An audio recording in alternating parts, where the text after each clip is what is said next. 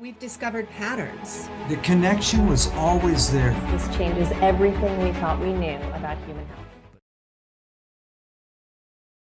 Hello and welcome everyone to Health Revealed. My name is Cory Endrulat. I am here joined by Stephanie MoDavis, Scott Gordon, and Leslie Powers. This is our interview series where we will be sharing with you amazing guests and unique or untold perspectives to shift the paradigm of health in our world. From the micro to the macro, the individual to the collective.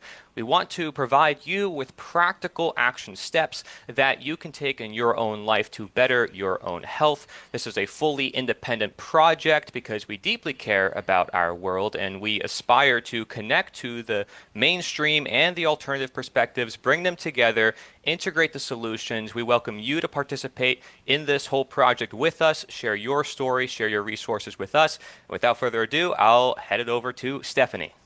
All right. So, Shadow Tech is a spiritual, philosophical, and psychological platform intended to be used by self healers in their inner work practice and anyone who wishes to better understand the shadow side of the human condition. It was created by two rock musicians who dedicated their lives to deep art and inner transformation.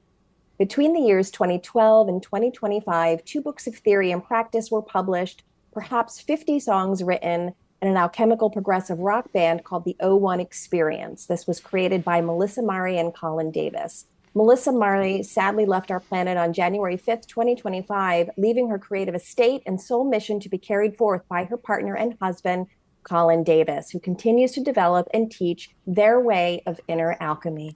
Scott, over to you. I've really been enjoying your book. Great. Nice. Yeah. Called Transforming Darkness, and appreciate the advanced copy. Yeah. You're welcome.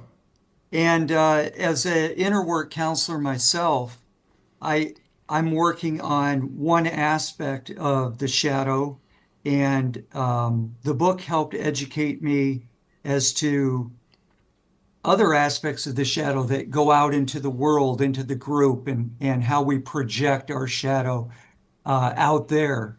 And Right. a lot of times we wind up coming to our inner work through finding something wrong with the world, and then finally realizing that we may be part of that. We may be connected to that on a more deeper level than we think.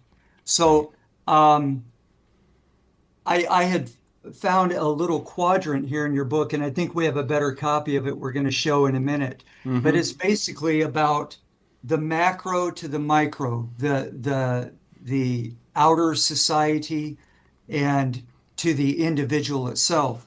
Right. And so as our group is about healthcare and transforming the healthcare system in any way that we can, both from the macro and from the micro.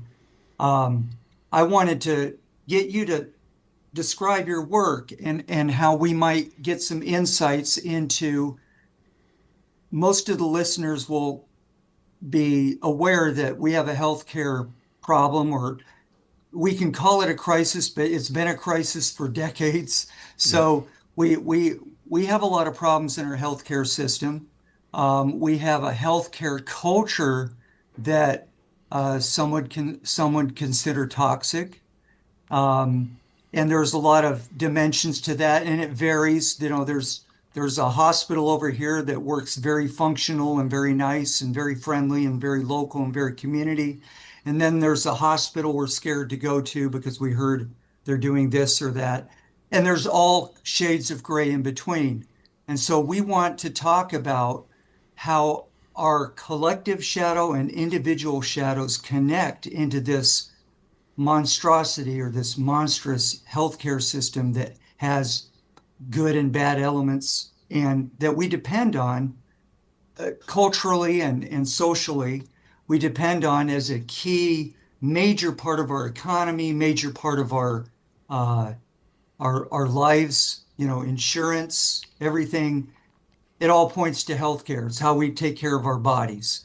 And not all of us depend on, hospitals and healthcare to do it, but the majority do, and it's a huge feature in our system. So I wanted to ask you if you could elaborate more on your work and help us understand some of these other connections? Well, right. That's a lot there. So the healthcare system is a collective projection of our own needs and our own mindset. And so we get what we are. And so we're not going to be able to fix the healthcare system unless we start to address our own inner states, which is where, I mean, there is such thing as biological disease, and people have accidents, and there is a physical component to disease, and that you're always going to have a healthcare system. You're always going to have doctors to address that. But I'd say a huge part of our problems as a society now, all of the syndromes and psychological disease that we experience now, is on account of us neglecting our own inner states. And so we basically live a very fast-paced, materialistic, and exoteric lifestyle, and we pay very little attention to our own psycho-spiritual inner condition. And so, we have the Judeo-Christian heritage, and so within that there is a paradigm for approaching psycho-spiritual health. But I think that way of doing it is not obsolete, but it's definitely kind of hitting the wall in what it can do. And so so basically, we have to we're kind of in a period right now where the old paradigm is showing all these cracks and starting to collapse, and no one's going to come along and just say, okay, here's the new paradigm for you, because we collectively have to create the new paradigm. And so what that's going to be is that's going to be individuals and groups and movements who are all doing different experiments and trying different things, and taking their own health care taking responsibility for it themselves. And we need to go into an evolutionary phase of experimentation. And then that eventually all of these different ways of doing things will coalesce and ideas will work their way through. But right now, we just have to, I'd say the best thing to do is to kind of just unplug from the matrix or from the system, so to speak, and start, developing new ways of living, new ways of thinking, new ways of being, new lifestyles that are much healthier and more balanced. And I don't think that you can actually live the modern, American, career-oriented lifestyle and follow all of the matrix narratives and then also be healthy physically and psychospiritually.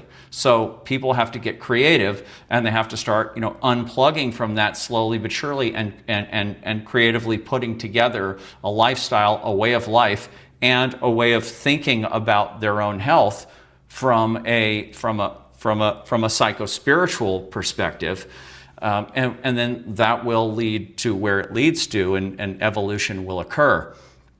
But in terms of my work with Melissa, this is something that is, first of all, this was an organic thing, and we both were kind of always, we were both self-healers, wounded healers, you could say.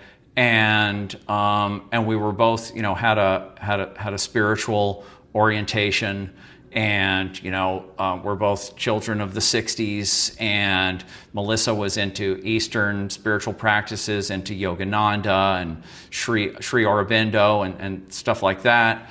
And I was sort of probably 23 years ago or something like that, I found Jungian psychology, and so I was going in that direction. I also kind of experimented with Eastern things. And so that was kind of the background. And then we both had our own, multiple, I'd say, dark nights of the soul, different challenges in life where we had to call on our psychospiritual gnosis to get us through those situations.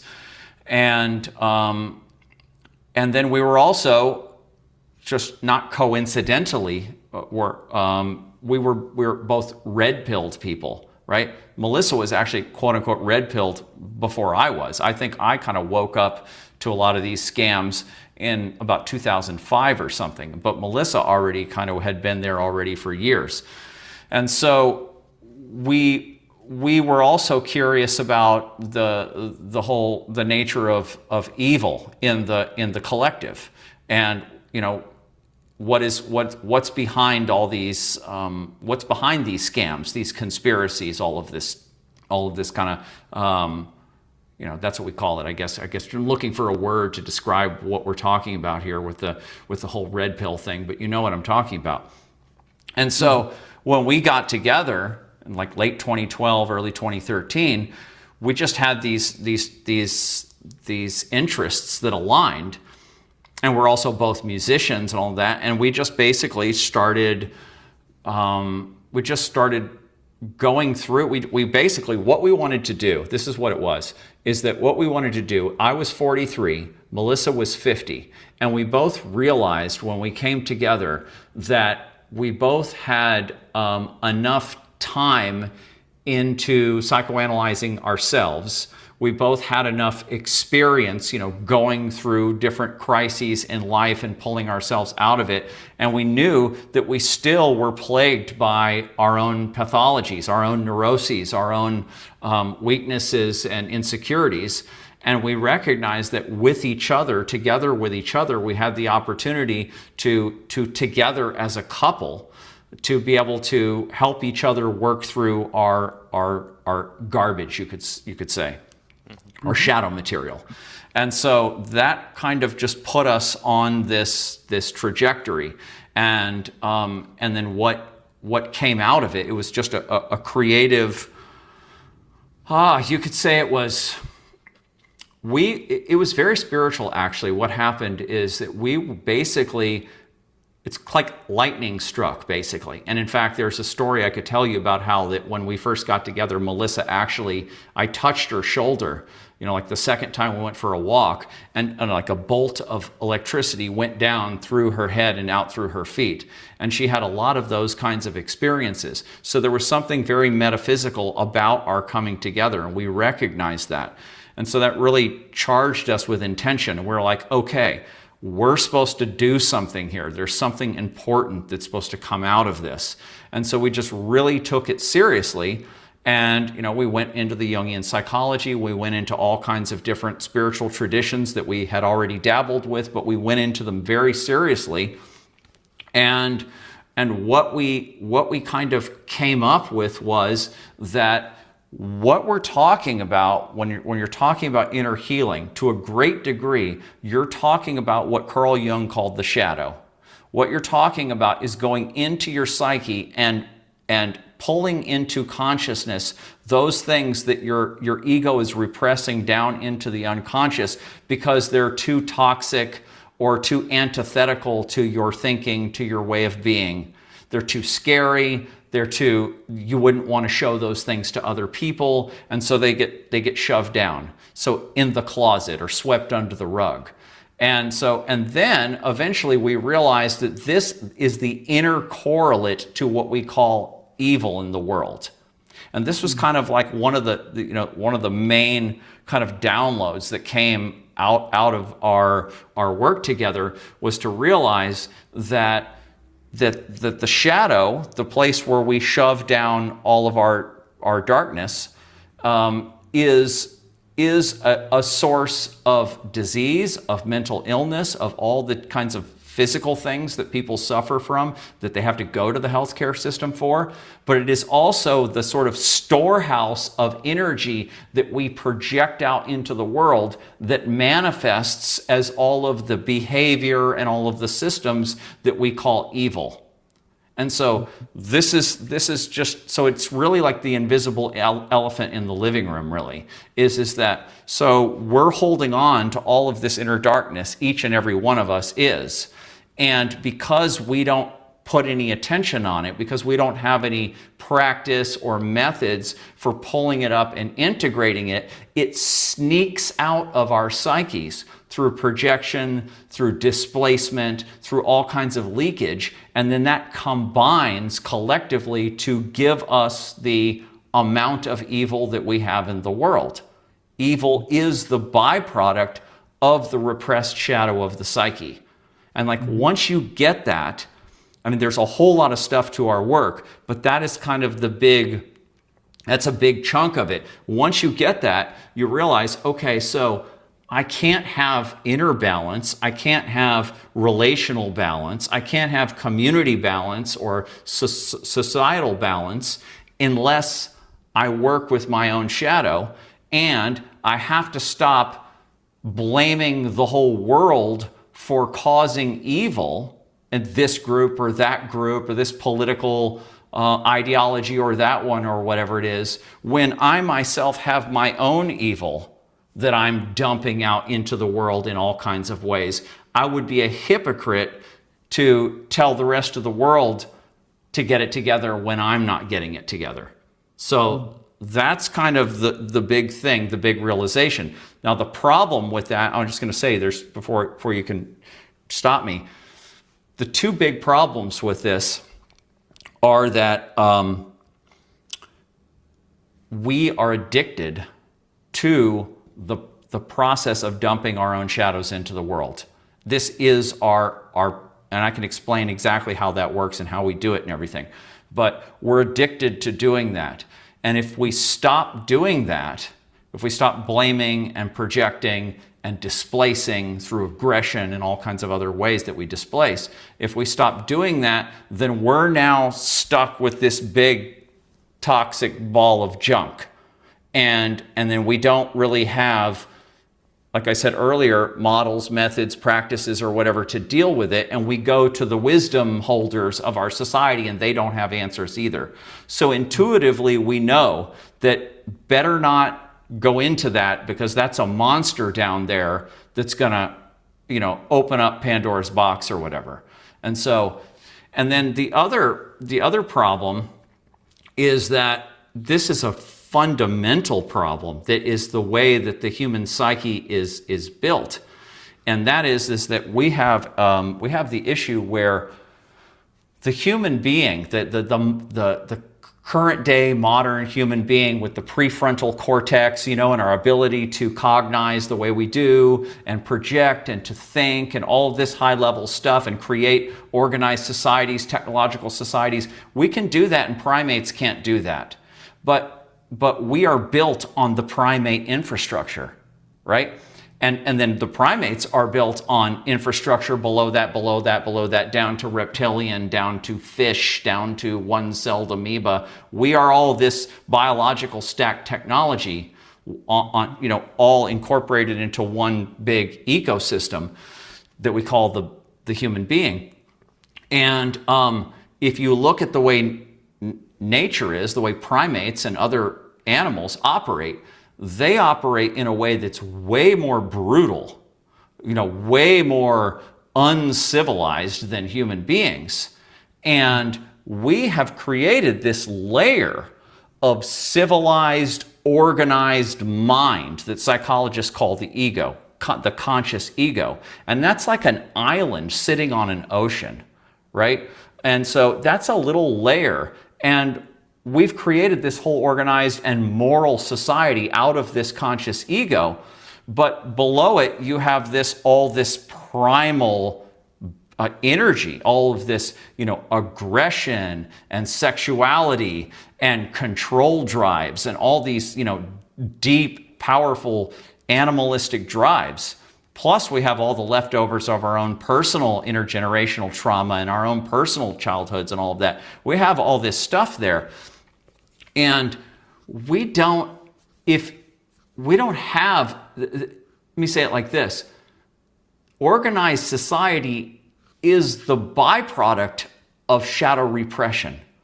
That's how we got this world, is through repressing our shadows and then creatively channeling them out by going, oh, the Native Americans, kill them, or the Russians, kill them, or whatever it is, or rape and kill those people, rape, kill, and control those people. And then that leaves our little situation nice. And we've found a way to kind of channel this primal stuff out into a certain direction so that we can get rid of it and then leave our organized society alone. And then every society's doing that to each other, going to war with each other and all that. They're using these behaviors to dump their own junk to keep their own boat floating, right? And that's how we've maintained civilization. And we don't know yet. We haven't biologically evolved to the level yet where we can be like, okay, my primal aggression, my primal control drives, my primal sexuality, whatever it is, there it is. Okay, let me sit with it, let me meditate, and let me process it. We don't have that ability. That's a nice dream to say that we maybe could do that in meditation or whatever. We don't have that ability. Or let me go, I have aggression. Let me just go grab an axe and just start chopping wood. And then that will fully integrate it. It doesn't. So we're stuck. We're at a level of our evolution as a species where we're just now found out. I mean, this is Carl Jung's discovery. This is like less than 100 years old. We've just now found out about this shadow storehouse of primal energy that's within us, and that it is causing all of the evil in the world. Not all, but a great deal of it. And we don't yet know what to do with it. So we're in an experimental phase, and 99.9% of the population doesn't even know that this is going on. So this is where there's a fraction of us, people like us who are listening to this or are on this program, we have the opportunity to be pioneers in this area. We already have, the real pioneers were the Jungians and the other whatever they were, practicing Gestalt therapy and all of the different kinds of therapies that came out of the 70s. They were the first wave of people that came into contact with this energy and said, okay, let's try to figure out things to do with this.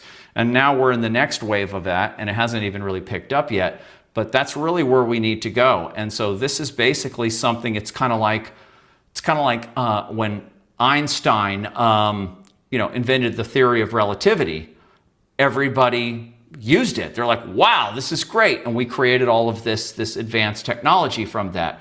Well, Jung discovered the shadow and discovered where it comes from and how it works and all of that, and how it is the equal opposite of the ego and the persona, and then put that out to people, and everyone said, no thanks, we can't handle that. Put it back on the shelf. So now here we are, we're pulling it back off the shelf, and we're going, okay, let's look at this, let's deal with this, let's start working on practices. And that's what Melissa and I were doing, and that's what I'm still doing. And so that's kind of there's like a little spiel for you. Wow. Fascinating, interesting. And from what you described and from what I've read of your work, there's an interaction, two very important interactions that we should understand in the context of healthcare between the individual and the group or the society. Mm-hmm. And that is the idea, and this is something that I've run into in my own work in doing the inner work, that doing inner work increases health, and importing shadow material without processing it is detrimental to health. It's importing? Taking in experiences, traumas, etc., that don't get processed and that get shunted into the shadow. Yeah. And that shadow fills up, and then we become actually unhealthy in more ways, maybe mentally, maybe physically, maybe both. Yeah, we have to displace it through projection displacement, or we have to suppress or repress. It's kind of like two levels. Suppression is like you have junk back there, but you're holding it down. And then repression is where you don't even know you have that junk. It's so far down there. And then so it leaks out. And so you're like, all kinds of shady things that we do, shady things in life. And these are ways in which our shadow junk gets leaked out into the world. So just think about how shady the healthcare system is from the top level all the way, from the fact that it's publicly traded corporations for profit and all of that, and the CEOs and the advertising and just every level of shadiness and keeping the patient in the dark and blah, blah, blah. It's just shady, shady, shady, shady, shady, shady, shady. So if people had a different ethic, if they had an ethic of transparency and bringing the shadow into light, you couldn't even have a healthcare system like we have right now. It wouldn't even be able to operate. And exactly. And the inner work is where you build that transparency. You start becoming honest with yourself. Yeah. And you radiate out into your relationships, your family, more and more honesty until there is transparency. It's not easy to attain. It's a lot of work. Lifelong process. It's a process of continual development of self-awareness, right? This is just basically a ladder of self-awareness. You're becoming more and more self-aware of all the little ways in which you are being shady or you are projecting. And then as you become aware of something that you did that was primal or that was unconscious, then you take responsibility for it and you go, okay, that's a part of me. That's something I'm doing. All right, where does that come from? You dissect it, you trace it down to its roots. You talk to other people about it, whoever you have in your life that you can talk to about it, you journal it out. There's all kinds of ways that we can integrate shadow material. You bring that aspect of yourself that you had been in denial over, you bring it into consciousness, and you don't just say, oh, well, that's just the way I am, whatever, it's the way my mom and dad were, and let it go. You say, no, this is my job now. This is my ethical, moral mandate, is to work on this material as I slowly but surely, you can consciously go looking for it, shadow work. You can consciously go looking for this stuff, or you can just be totally self-aware all the time as much as you can. And then when it pops up, you go, okay, there's something, I'm going to work with that. And it just becomes part of your lifestyle. Yeah. And you introduced me to that idea because I was into doing therapy sessions. Yeah. And you did therapy sessions about what went on outside the therapy room. Right. And I finally got, I had an understanding of mindfulness, but you described what I would describe as a continuous mindfulness. In other words, where you are prepared to confront your reactions and your emotions as they happen. Not just in a session afterwards, but as they happen. And that I find that fascinating. And it sort of doubles the potential of your personal progress when you're engaged in both. When you can reflect on the past and you can also be in the present moment and be aware of your emotions and reactions. And just to kind of sum up what I was alluding to earlier with the two roles of the individual in this that are very key.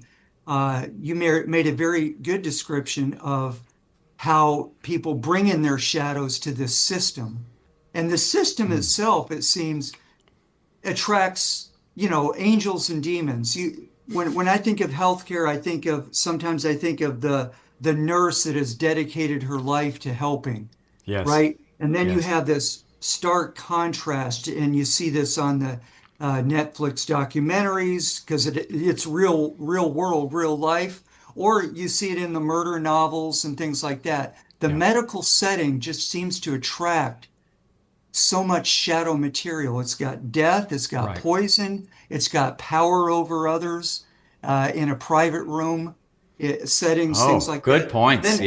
Good points. Then Absolutely. Then it has the angelic component. It has rescue, help, saving people's lives, personal sacrifice. So we have just the widest range you can imagine here in the healthcare thing. Very, very good perception there. Yeah, that's why you said angels and demons. Yeah, it really, it basically, right, it attracts the God complex in us, doesn't it? Yes. Right? Because then we can play God. You're either, as a doctor, you're going to live or die by my hand. Yeah. Yes. And also the victim authority polarity. Which is a parent-child relationship really extended into adulthood. That's going on big time. Oh my God, I saw that when Melissa was in the hospital, how much the doctors are doing the parent thing and the patients are doing the child thing. And if you try to individuate as a patient in the process of having a healthcare provider, then you're non-compliant. Oh yeah, right. Oh, they don't like it when you start thinking for yourself in there. Start directing your own healthcare. Yeah, so it looks like we're talking about the individuals, and then we're starting to look at these collective systems and how they interact with each other. So how about we bring in these 4 quadrants and we show people how you kind of map these out, and maybe we can start off with the base model that you formulated it around. Yeah. Last thing I would just say on that last thing though is that healthcare system that we have that we're talking about there, the way all those things that Scott was talking about, those are a product of our own lack of self-responsibility, our own neediness, our own lack of self knowledge, and our own fears, and then so we kind of create, when you, this is another metaphysical recognition. Melissa and I talked about what we call the archetype of the virus. It's like entropy in physics, right? Wherever a system is weak, entropy will come in there and take it out, right? Mm-hmm. Wherever nature has it worked out, so that wherever any system, any biological organism or any system is weak, a challenger, an eternal opponent will show up in there and start challenging it, and it will use whatever means to do that. And so in the human world, it will use unconscious people to challenge you. And so you walk into the doctor and you're not making decisions for yourself, and you're in a very scared and needy place. Well, then that's going to summon the demonic shadow side of the doctor, and that's going to come out. Now, different things are going to be summoned in the doctor. So hopefully you're getting a doctor where his parental archetype is coming online, and he's going, oh, I need to take care of this needy patient, this child. But sometimes it's a negative parental archetype, right? And so it comes in and it feels disdain, and it feels disrespect for that person who isn't taking responsibility for themselves. And so that will come in and affect the healthcare. And so we're kind of getting all of the darkness of the healthcare system is kind of the external projection of all of that we have in ourselves that we haven't taken an accounting of. So so there you go. Yeah. Would you say that it's safe to say that in this time in history when there's so many movements towards exposing the ill health of the medical system and blaming the providers and blaming the system and blaming the hospitals and blaming this and that actually the locus of control actually resides in the patient to show up differently? So you see so many people attacking the system, but in all actuality, they are providing for that which we show up with. Right. It goes back to your subjective experiencer concept, basically. Right. This is the locus of healing. It's the individual. It's the patient. The patient is the one who heals themselves. Now, they may bring on some helpers, some technicians to help them, but they have to be, in the best possible world, they have to be, to the greatest degree possible, directing their own healthcare, making their own decisions. And because we don't make those decisions for ourselves, and because we don't educate ourselves, and we stay at this child level of dealing with it, then we get all of this equal opposite stuff that shows up in the system. Yeah.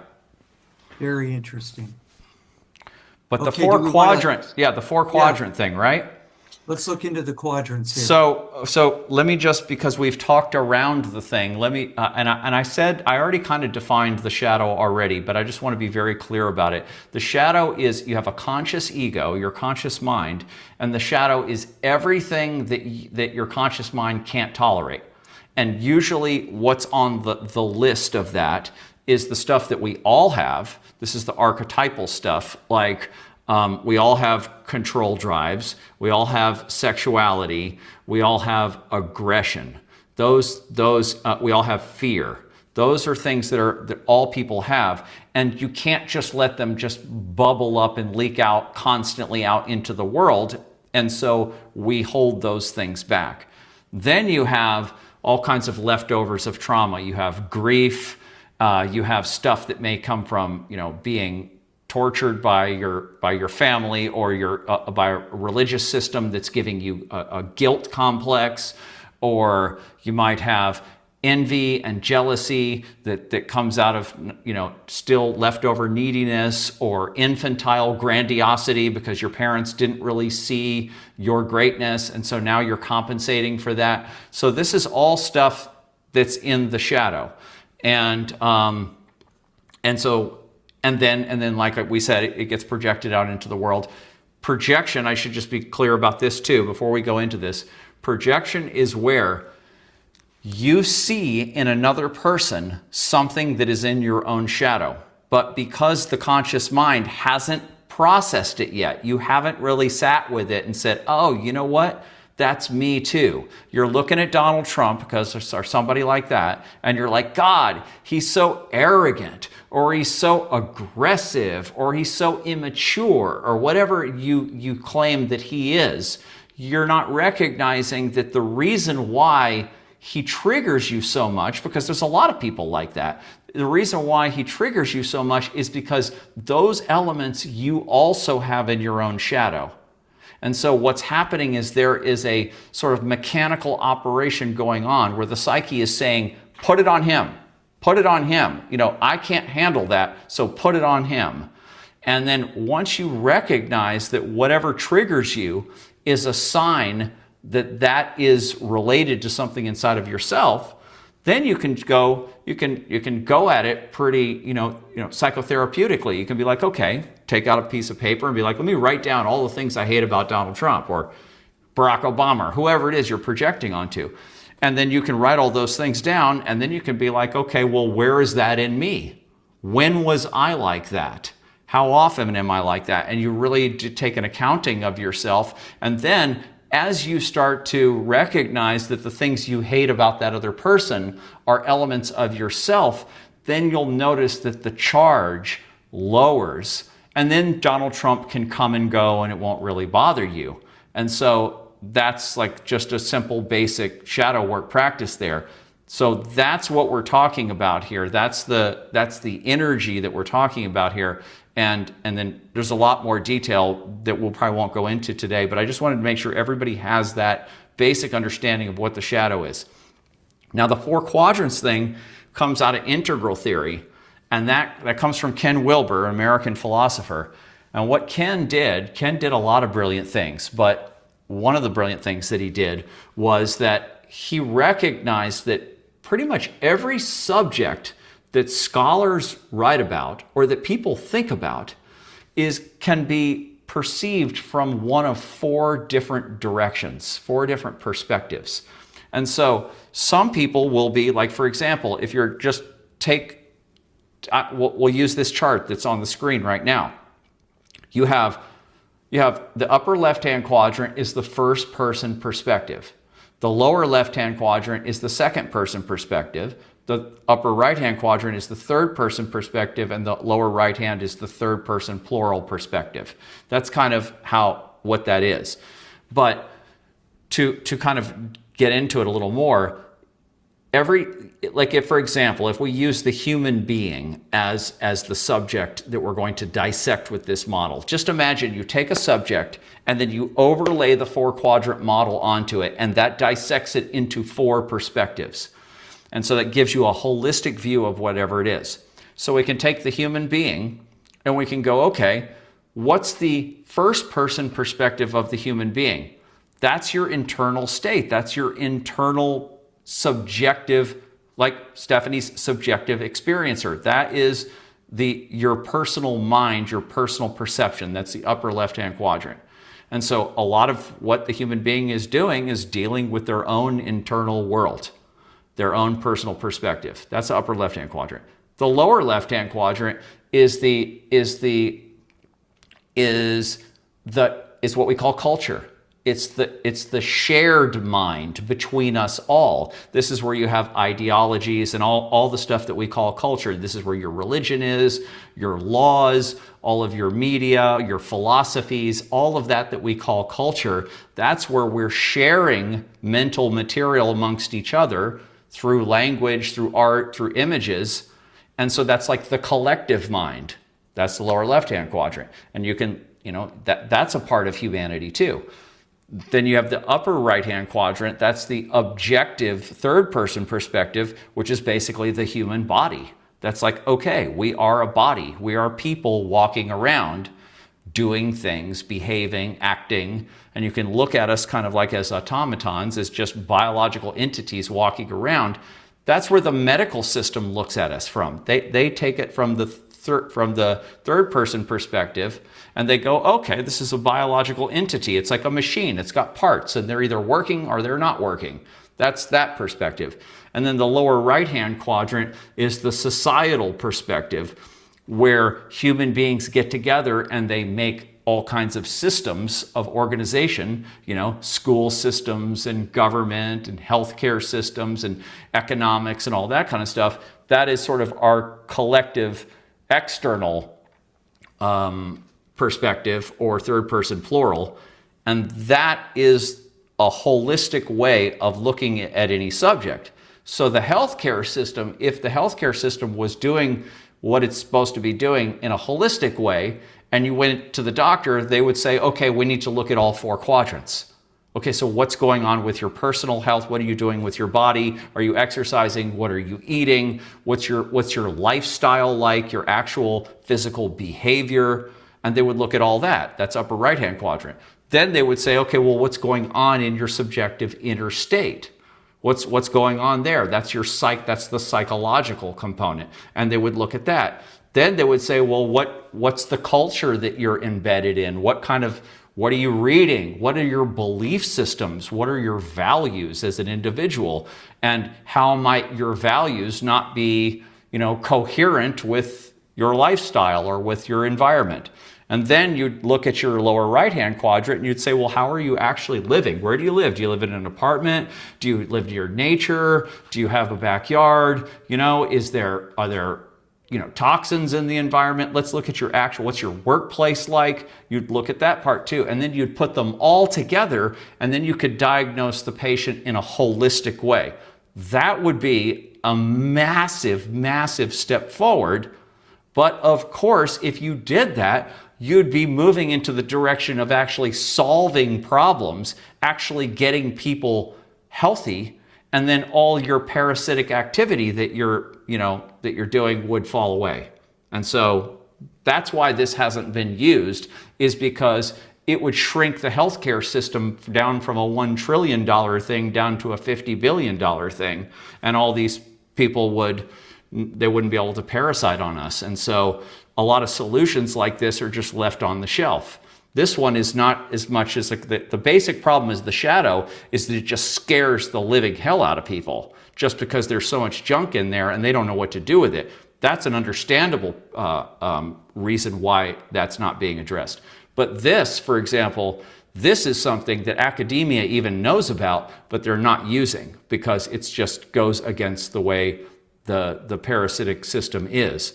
And so, but that doesn't mean we can't use it. And so there it is. That's how you would dissect the human being.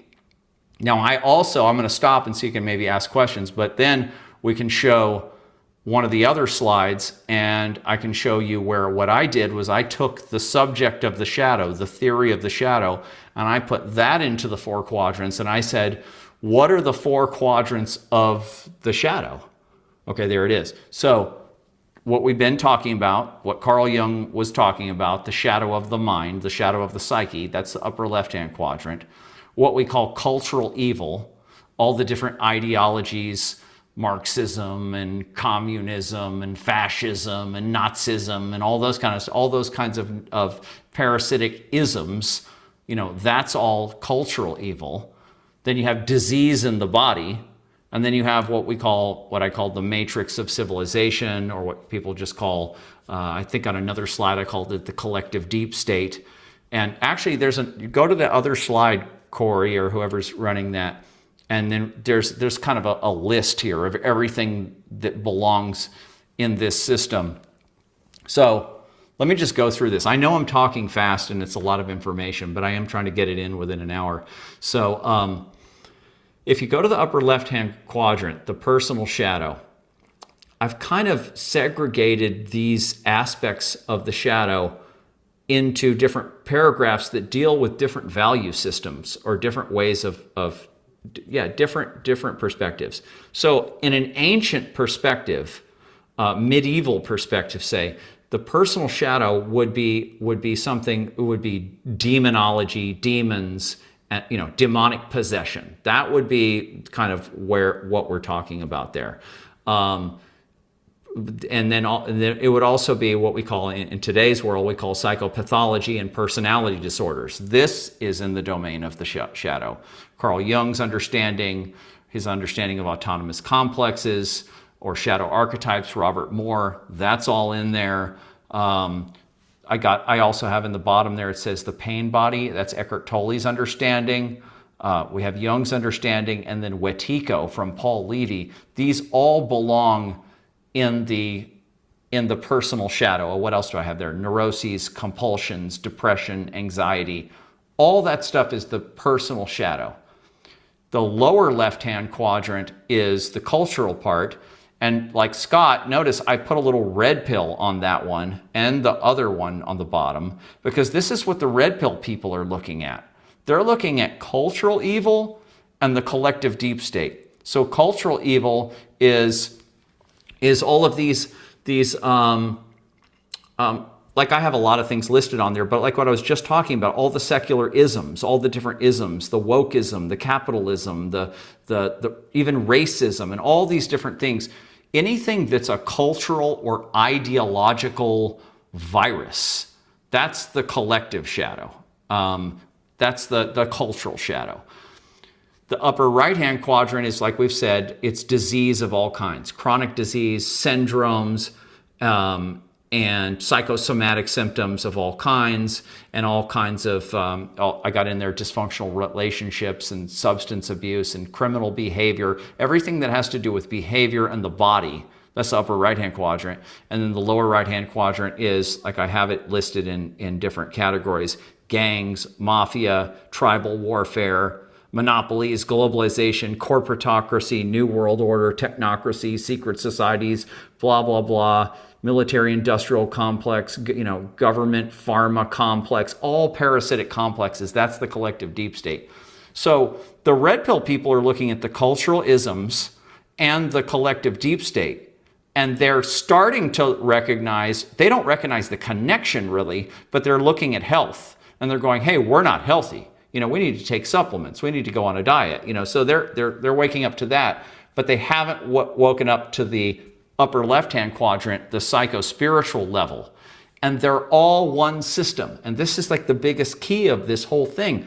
They're not separate. They're all one system. This is all one. This is the archetype of the shadow. And this is just how it presents itself in all these different areas of the human being. And they're all together. You have to work on all of them. You can't work on one of those and think that you're going to get progress without working on them all. You have to work on them all. And what Wilber's 4 quadrants does is it shows them all to you on one screen. And you're like, okay, they're all connected. I see what they all are. And once you get used to using this model, you can just apply this onto anything that you're studying, so that you won't pigeonhole yourself into one quadrant, which is what most people do. Wow. This is powerful information, and I want to say, like, Stephanie, what would you say to someone who's like, oh my gosh, I don't know where to start. I see like Satan, Lucifer, Right. psycho-spiritual, religion. Maybe they're a Christian, maybe they're an atheist, and they're looking at this for the first time. What would you have to say? Well, it can be very overwhelming, but I think due to my prior experience, not too far off of that of Melissa, is I started at a young age with Eastern practices, and they're very focused on going within and turning within. So when I work with people, or one of the most simple ways I think that we can approach this, if somebody's watching, is to say, do you feel good or do you feel bad on a daily basis? Really honestly, ask yourself that question. How do you feel? How do you feel throughout the day? I mean, just very simply, it's just a simple gauge for you to be aware that maybe something's wrong. Because I just think we're at that point in history where we have so much distraction that for many people, it takes a lot to notice that there's something wrong, or the polar opposite of that is I'm a hypochondriac and everything is wrong because I don't know what actually is wrong. So when I work with people on a very simple basis, I just say, how are you feeling? Do you feel bad? Or how are your relationships? Bad? Good. Just kind of get a classic gauge of what the story is they're telling themselves, and then help them to start to delayer on a greater level. Right, because Stephanie, when you're interfacing with your clients, you're people who develop, chronic illness and stuff.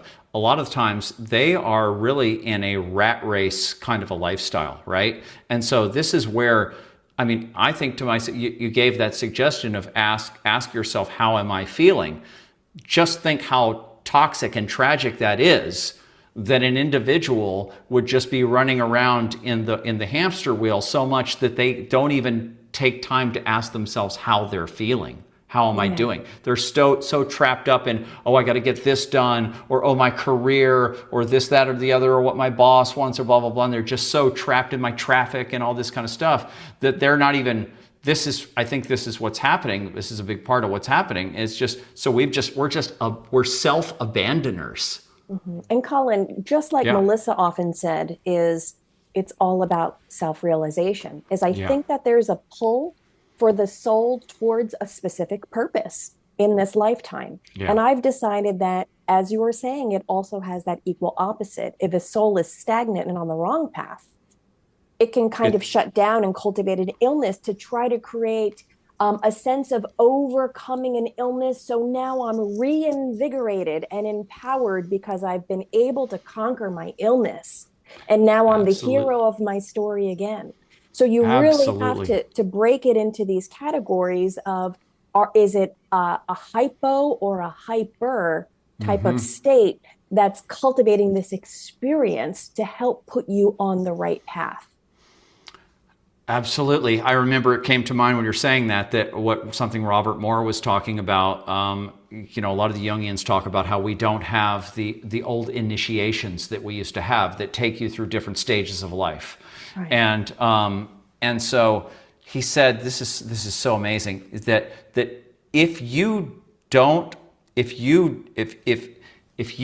be initiated, and you have to, so the things that initiate you are either social initiations, like, get married or have a child, get a degree, join the military, those kinds of initiations, or they are initiations of the consequences of life, right? Like your medical problems and stuff like that, the dark night of the soul.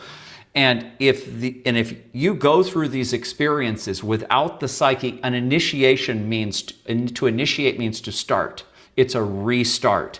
And so if your society will not initiate you, and you are not aware of how the bad things that happen to you in life are all potential initiations, and you're not aware of that and are not pursuing that, the body will do what it can to initiate you. The body will seek initiations. And so it will give you a disease. It will give you a divorce. It will give you, the psyche, the body, one thing. It will give you these conditions to try to initiate you, to jumpstart you to the next level. And then our society doesn't even recognize that that's what's going on. You go to the doctor and you have this severe problem, you haven't, whatever it is, and they're like, duh, I don't know. Let me give you a scan and see what we see. And so that. Colin, that was yeah. probably one of my biggest messages. And I saw clearly what you were saying of how adverse the psyche and the system is to true awakening. When I simply came in with the narrative, can we ask ourselves why our illness might be happening to us as it, like maybe it's happening for us actually. Yeah. And that goes completely Right. the Right. opposite of that warlike mentality of you have something wrong with you and we're going to fix you and then you're going to be good. You completely miss the initiation, that potential psychic and spiritual initiation. Completely miss it. And so people go through these illnesses, and what ends up happening, actually, this is another thing about, like, to add to what Scott was saying about the different psychological functions that the healthcare system is serving for us, is that that when you go in, you get sick, the doctor takes you in, you have to suffer through the medical procedure, and then you heal and you are let out of the hospital. That was your psyche seeking an initiation. This happens. Wow. I've heard this in emergency room settings over and over again, that they have these constant repeat ER victims that just constantly go into the ER because they think something's wrong. They go through the suffering of all the blood work and testing, and then everything's fine. And it's that dopamine, serotonin kind of upregulation of like, okay, I'm starting over. Everything's good. Yes. And you have a complex now that gets addicted. Like we always talk about Melissa's complex called Sick Girl. Sick Girl needs to have her fill. And she's never fully initiated. She just turns like that. So the ego has to put the connect together. There has to be a connect that says, oh, okay, I see what I'm doing here. I'm keeping myself in a lowered state of consciousness by keep turning this whole thing. And what I could do is I could use it to bootstrap myself to a more adult way of being in the world. But that scares me. So I need to work through all the fear and self-doubt that's keeping me in this lowered state so that the initiation doesn't take. So the doctor should say, okay, what's going on in your life? Then the doctor should notice that, okay, there's a part of this person, they keep coming back to the emergency room, that's not, the initiation isn't taking. They're not using it to leverage themselves, out of here and go to the next level in life. They're stuck. There's a complex that's holding them down. The doctor should, with the way medicine is now, refer them to the psychiatrist, the psychologist, who would help them work through that complex and all the fears and self-doubt and all the junk, shadow junk that's behind all that. But it's like, so you're just going to the hospital and everybody's a sleepwalker. The patients are sleepwalkers, the doctors are, the nurses are, like someone said, just absolutely, they're doing the real work. They're the real heroes. They're the ones that really know what's going on. And, but the doctors are just aloof. So, Wow. Yeah. Wow. There's so much to unpack here. Yeah. And we're looking forward to unpacking more and having you on and Sure. getting into. Yeah, that was a good dose. Yeah, there you go. Specific functions and more specific areas.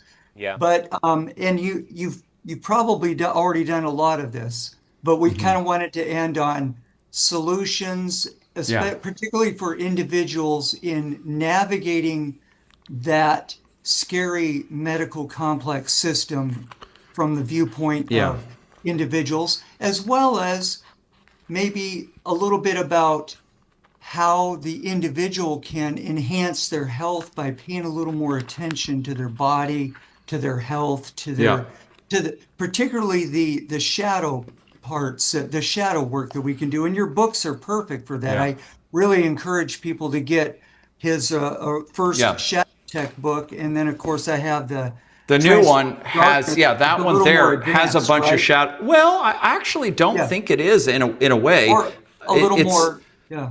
maybe see this one here was kind of like it was kind of like a big download, and it's kind of like, hey, everyone, here's 6 or 8 pieces that all kind of fit together.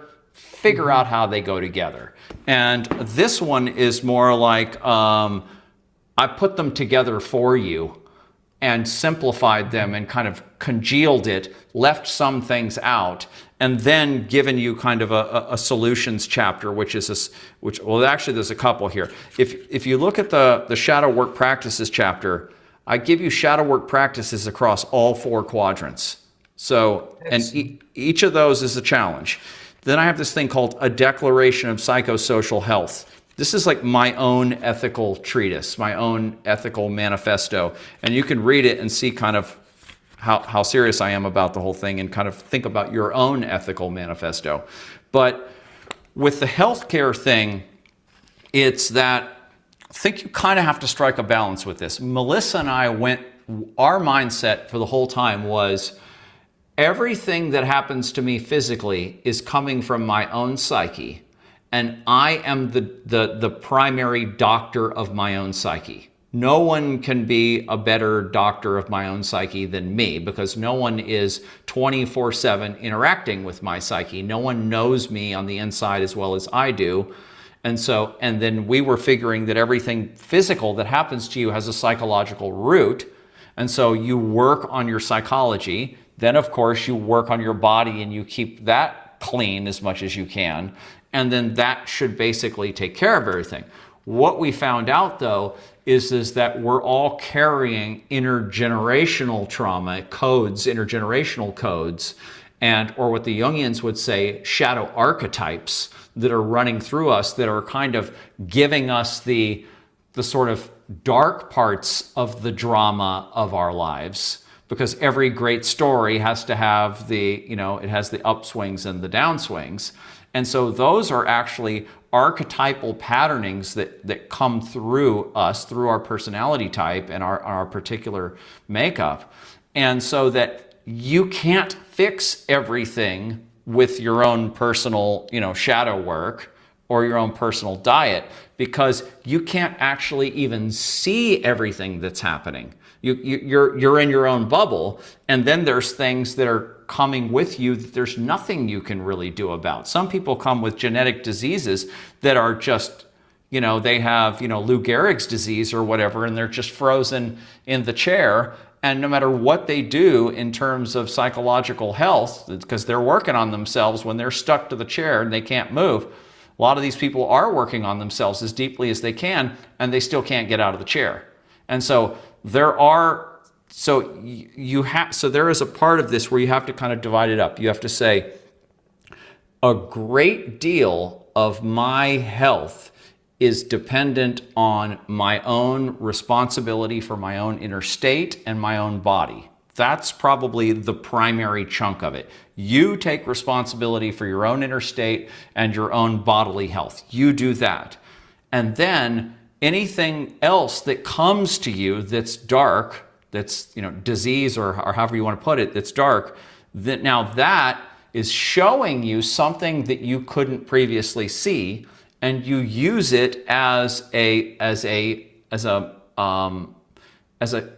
doorway into more inner work, into more self-knowledge, and you do absolutely the best you can with that.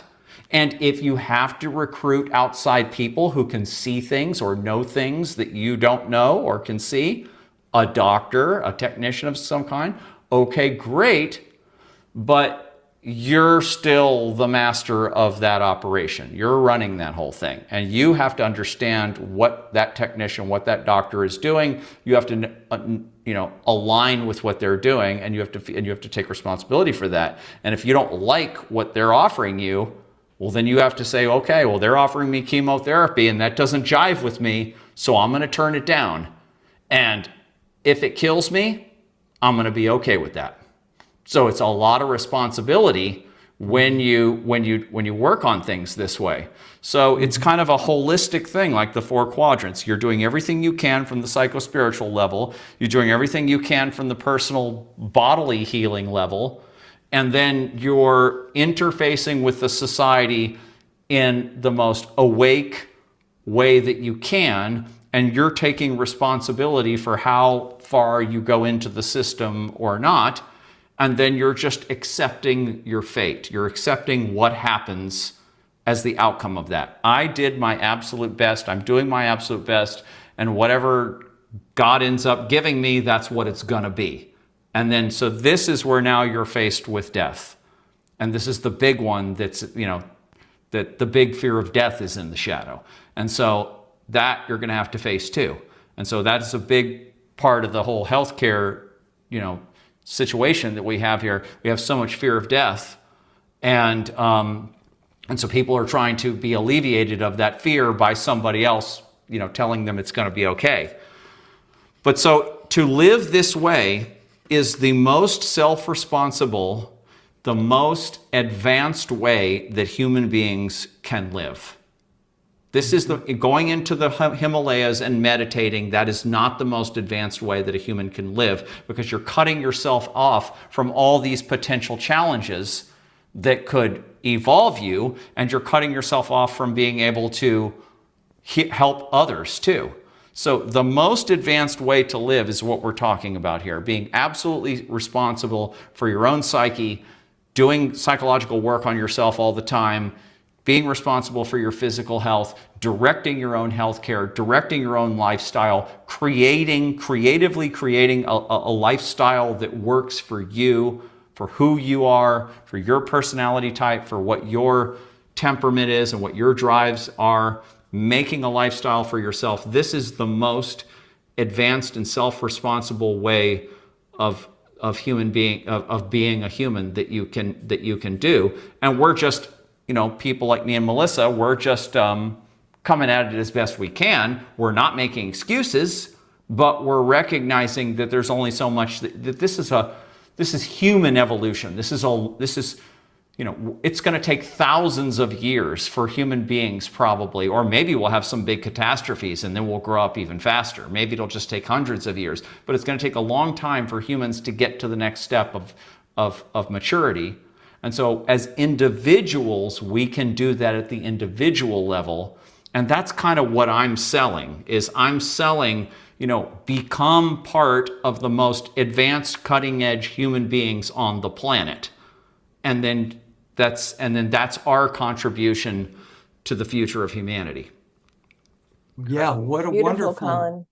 yeah, great. Yeah, What a beautiful. wonderful application of philosophy to the human condition, and especially as we're talking about in healthcare.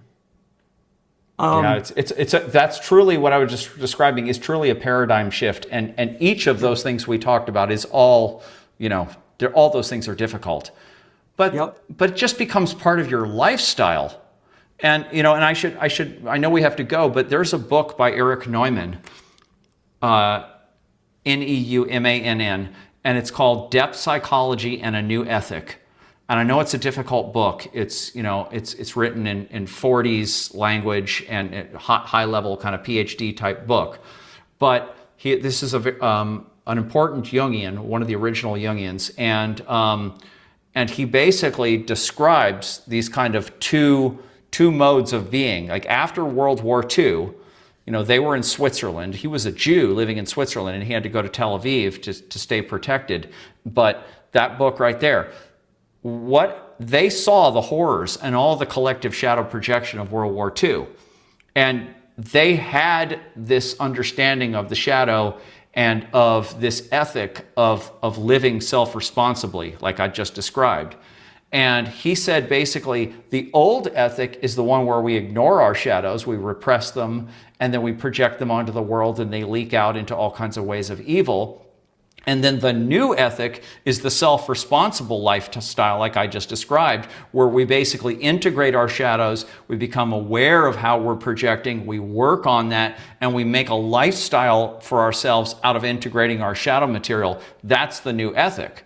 Well, he put that out in like 1948 or something like that, and went on the shelf. No one looked at it, And so, yes, some Jungians talk about it or whatever, but the majority of the society was too immature for it, and they were getting such a rush out of the projecting, and the Nazis are bad, the communists are bad, the fascists are bad, blah, blah, blah. We got to go to war with them, and all this. We're just getting such a rush out of that game that we just couldn't put the game down, because this is basically describing how to get out of the duality game. You're never really getting out of it because of the way we're constructed and stuff, and the brain and all that stuff, but to definitely get way above the level we're at now with the duality game. And so basically he's like saying, stop playing the game. And people are like, I don't know how to stop playing the game. What do you mean? My politics, my career, my this, my that. And so that just went on the shelf. Yeah. I think what you've said is brilliant. And I had some insights as I've been listening. I want to hear your insights. Yeah. The four quadrants and the idea of awareness and the challenges and limitations of our biology, of our triune brain. Yeah. And we're, as a psychotherapist and working with people with trauma, I've learned that the frontal lobes, the neocortex, this human brain that we have, does get cut off and separate from that animal and reptilian brain. Right. But there are ways that we can build a bridge to create awareness and to impact our mind and bring the shadow material forward and make conscious decisions, right? Right. And so the awareness that you've talked about is so important, the consciousness. And you mentioned something about, the sort of parasite class that is manipulating and our systems, right? That have this knowledge, but are basically hiding. They don't have this knowledge. Well, they don't. I guess I would wonder. They know that we're duality people and that they can play us like a tennis game. I do. They know that. Yes, they know that they can. Yeah. However, they know they can play us, and they know how to play us. They do that. They know how to use trauma. Yes. And to create cultural mechanisms to create disconnects and keep our shadow material occulted. Yeah. So these four quadrants are also quadrants that can be manipulated. Right? They can manipulate our subjective, and they can manipulate even what's objective, telling us something's true that's not. They can help manipulate the cultural, entities, and there can be a lot of unconscious participation, right, with something that creates inner conflict, right, which the external. How we want to say that the conscious awareness of our mind, the ego, and our subconscious exists with a lot of contradiction. Right. And the splitting of parts, right? That's that right. are in That's conflict right. with each other. Community of the psyche, yes. Right. And that is often perpetuated through, the cultural and the collective yes. Experiences and norms and influences. And then we are left very confused and disconnected and non-integrated. So this awareness and the seeking of knowledge about self is so important, so that we can start to look at where we're out of where we're contradictory within ourselves. Looking at what are we denying, what are we avoiding, where do we have internal conflicts and contradictions? Right. Because that's where you get taken advantage of, is where you have internal contradictions. That's where you can get played. So I would say that the psychopaths, the people who might take the four quadrants and say, okay, well, let's make sure that our parasitism is holistic. Let's hit them over here. Let's hit them over here. We're not doing enough on this level. So anyone that would do that or whatever, those people, the Jungians have the idea of the collective psyche, where it's all one mind, right? I mean, it even goes, you can just take it further back into all of nature, all of the cosmos, all is mind kind of thing. But at the human level, it's all one ecosystem. And these psychopaths that are doing this, they're basically the human viruses, right, that are basically proliferating on the fact that we don't have immunity to them, right? So this is one of the things to understand what Melissa always said. The virus gets you where you're weak. Just Yes.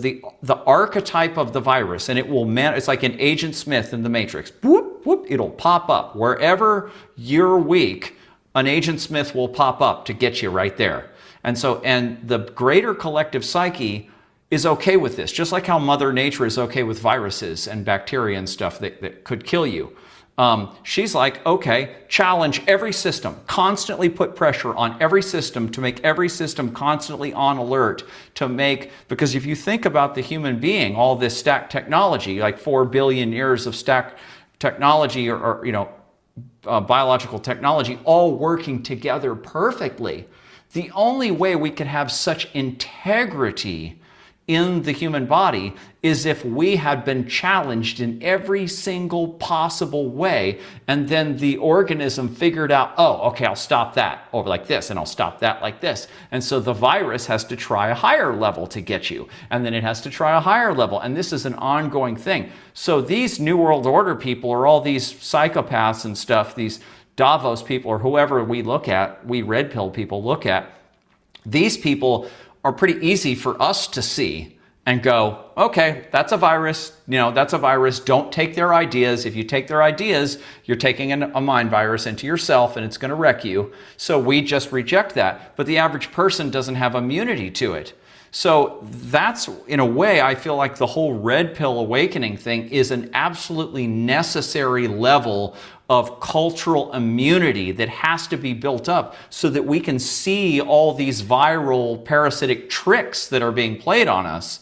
But ultimately, what will happen is that that will be superseded by another level of sophisticated viral activity. And so the process of us becoming self-aware just goes on and on. So first we become self-aware of the New World Order, and then we get self-aware of our own shadow stuff. And then we just keep going from there and just keep going from there. And so it's the ethic of human evolution, conscious human evolution. Wow. I really like Go ahead, real Leslie. quick, I just wanted to say I really appreciate how you do bring up the idea of ethics and morality and how important that is to be immune, in a sense, to the evil, and that is an important that's our contemplation. lifestyle. That's our behavior. Those are the decisions that we decide we will make or we won't make. These are the lines that we draw. And even if we don't have a Christian morality, we still have Christian morality. I think everybody will basically agree with the basic, tenets of Christian morality, the basic stuff, but we might be throwing away some of the fear-based stuff. You're going to go to hell and burn, fire and brimstone, and the little red man down there with horns, it's going to get you and all that. We're going to throw that away, but we're going to replace some of that with our own ethics that is based on our desire to evolve ourselves and evolve the human race. And so that's what we're doing here, is we're developing a new ethical system for living a clean lifestyle. We're always going to have, or for a long time, we're going to have shadow material because we have the primal, the mammalian and the reptilian brain and body. And that's going to be presenting aggression and control drives and sexuality. It's going to be presenting that stuff to us. And it can't just be thrown out into the world. That's not a solution for the shadow, is just act on everything that comes out of you. So we have to learn ways of integrating or sublimating or displacing in healthy ways this material. And we just have to become aware of what we're doing and make that part of our ethical lifestyle. In the same way that somebody a pious Christian or Buddhist or Hindu would live a very austere and pious lifestyle for the betterment of themselves and mankind. So we have to do now. Colin, I Yep. just wanted to bring up in terms of the wounded healer archetype, and now the culture of blaming the system and blaming the providers and blaming the doctors and everything. Sam Vaknin, I know you know who Sam Vaknin is he often talks about that true narcissists actually don't have a core self. So in terms of things like proselytizing self-awareness, I think again, the invitation for the self-work is where we all need to start. We can't change someone else, especially someone else who doesn't have a core self. So it's one of those things with that leadership, narcissistic, true psychopath mentality, and them not having a core sense of self. You can't direct that person or tell that person they need to do self-awareness because it's just not there. You can't. So that's why the self-work, as you've said, always needs to be the initiating factor, and for us to show up differently, because some of these people that are our leaders this day and age, they've fallen too far that they're fully asleep. The grasp of self-awareness isn't even there. They've fallen. They're in a truly fallen state. So right, they're I just just living. They're just, the cultural narrative is just like a script. It's going through. It's like a film strip going through a projector, and the projector's just running, and they're just saying, "Give me more script," and they're not analyzing whether or not that fits with themselves or not or whatever, and they're just running, and then they're getting high if they're getting some if their grandiose needs met through that, then they're like, "Oh, I'm getting high off of this," and so they just keep continuing to run the script. Yeah. And we can't change them. What we have to do is we have to first put it on ourselves, put ourselves under the microscope, and bring ourselves up to the highest level of this ethic. And then we have to find other people and do it with other people at the small level. That's what we're doing here, me and you and us here. And we're looking for other people who can do that and take this seriously, and then just share this language, talk about it, change it, make our own little, I don't want to say cult, but it's not a cult, because people who are individuating, becoming true individuals, can't be in cults. Yeah. You won't allow yourself to be. So we can't create a cult here, but we can create an ethical system in general of inner healing and self-awareness for our own benefit and for the benefit of humanity.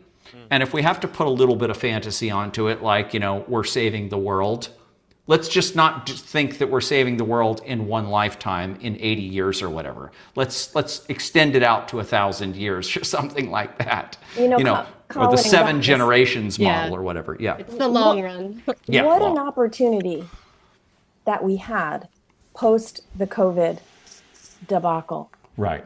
For people to wake up and to take self-responsibility. What happened is many, many people woke up. I'm thinking of just the Maha movement alone. Yeah. Is we woke up to this, but we still were completely projecting. What if we took all of that energy that we woke up to and redirected it back to work upon ourselves?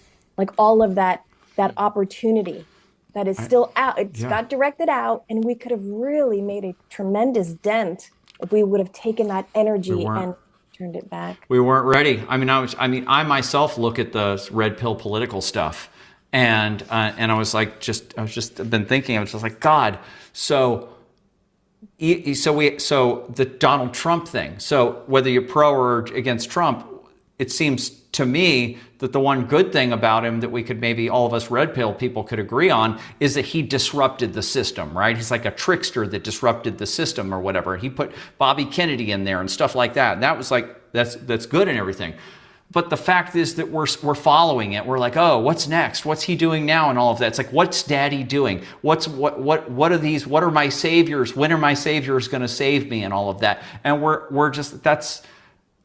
we get so addicted to waiting for these people to save the country or to save humanity or whatever, when that's not the way it's going to work. Because if somebody were to fly in and be able to, I'm going to clean up the New World Order, I'm going to spray them and just spray all the Bill Gates and stuff, and then we would just be left with our own immature, shadow projecting selves, and then we would just go, oh, you're the new enemy, and we would just start over the process again. And then some other savior would fly in and say, I need to save you. You guys are too immature. So it has to come back. You have to turn off all this collective shit and but it is important, but we can't just be alone. Just be like, okay, I'm just alone doing my own thing. Fuck the world. That doesn't work either. So we have to find communities of people who can handle this level of maturity. Wow. Wonderful. Well put. Sounds like we're at the end. Yeah. Yeah. Thank you so much. I know we've gone over. You're welcome, Corey. all good. My pleasure. It's all great. I think you made fantastic points, and we're going to have discussions about this anytime. Chat, This was like a big data download or dump or whatever for people. Yeah. I mean, Yeah, I like I what you thought said about the cult, though. I think it's kind of like a culture that we're creating, not a Culture. cult, right? But yeah, every good, every bad can be used for some greater agenda, and I love how you're looking at all the nuance and you're looking at the bigger picture. And I Yeah. definitely think the Four quadrant, quadrant view. Yeah. yeah. It's Thank a you really so much. useful thing to just put that onto anything. Just go, once you just kind of read through the Ken Wilber stuff online and go, okay, kind of, it takes a while for this thing to kind of get into you. And then just take any subject that you're looking at, like permaculture. Okay, let's take permaculture, put it into the 4 quadrant. So what's the personal part of permaculture? And it's like, you have to look at the permaculture through the personal, subjective, psychological lens. Right, right. And what does it mean metaphorically and all of that? What does it mean at the body level, the health level, at the social level, at the cultural level? And you go, am I covering all these bases? All right. And Scott, you Yeah. wanted to say something before we conclude? Or? Yeah, I thought maybe we could close by, I have Colin's book here, Sure. and his chapter 7, as he finishes the book with a declaration of psychosocial health. That's I kind thought of I'd long, read- though. You want to read the whole thing? Not the whole thing, but Oh, the, yeah. the opening paragraph and Right. the closing paragraph Yeah. are really powerful, and they point to, I think, the personal responsibility oriented solutions to ultimately that are going to, if anything's going to fix healthcare, it's going to come from this viewpoint. He says, in order to realize societal health, I take 100% responsibility for my personal health and inner state, which is a microcosm of the political state. If my inner state is violent, my political state is violent. My inner state is balanced, my world moves towards balance. Political evil emanates from the inner state of humanity. Therefore, I take responsibility for my own contribution to human destructiveness. And he goes on for a couple of pages Yeah. and elaborating on that. Yeah. And in the end, we read, healthy leadership is only possible when leaders are psycho-spiritually mature. I mature myself so that I am a better leader, and I expect high-level maturity from those who ask to perform leadership roles for my benefit. So I really encourage people to get and Yeah. read this book. It kind of summarizes our discussion here and points towards solutions. And I thank you so much for sharing what I My consider pleasure. pioneering and valuable information. Thank you, Scott. And we have to give Melissa Mari credit. And viewers may not know about her. She was my partner for 12 years, and all of this came through Melissa. She's the mother of this work. And so I was interested in evil and I was doing shadow work before Melissa, but all this stuff came through thousands of hours of us working all this material out. And so it wouldn't be here without her. And I'm actually making a movie. I'm almost done with the movie about her now. And I'm going to put it in, try to get it in some film festivals. And so I don't think I'm just going to put it out on the internet quite yet, but there'll be a trailer out and some supporting interviews and stuff like that. So people get to know Melissa, because she was such. She to me is the exemplar, the example of someone who says everything that happens to me in my life that's negative is created through a part of me. And I have to take responsibility for that. I have to go find that part of me and heal that part of me. And that's how I make my life more balanced, and there was nothing that was too heavy for her. She was like, once she got to a wall with something, she's like, okay, I got a wall. It's like, gotta get under that wall, get over that wall, just next. And so she just had the most stoic and courageous attitude about working on herself.